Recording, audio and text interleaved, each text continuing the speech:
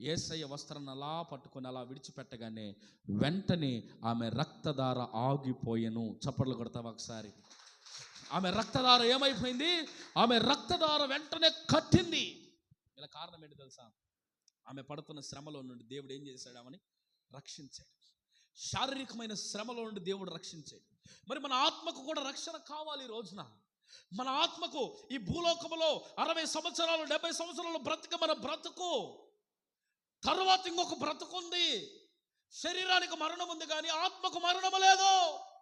అందుకే బైబిల్ చెప్తున్న మాట, అగ్ని ఆరదు, పురుగు చావదు. పురుగు అంటే ఏంటి?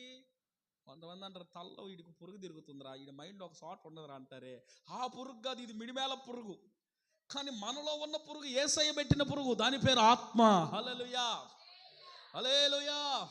ప్రియమైన దేవుని బిడ్డలారా, చూడండి, అగ్ని, నరకములో అగ్ని ఆరదు, పురుగు అనబడిన ఆత్మ చావదు. గల కారణం ఏంటి అని అంటే, పాపములో ఉన్న వారందరూ అగ్నిలో కాల్చబడుతూనే ఉండాలి.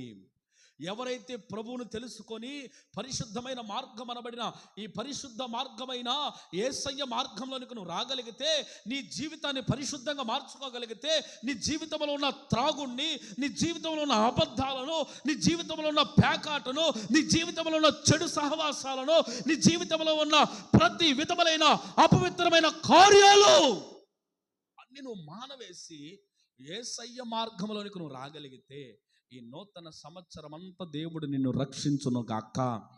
హల్లెలూయా. ఈ నూతన సంవత్సరం నీ ఆత్మకు దేవుడు రక్షణ అనుగ్రహించును గాక.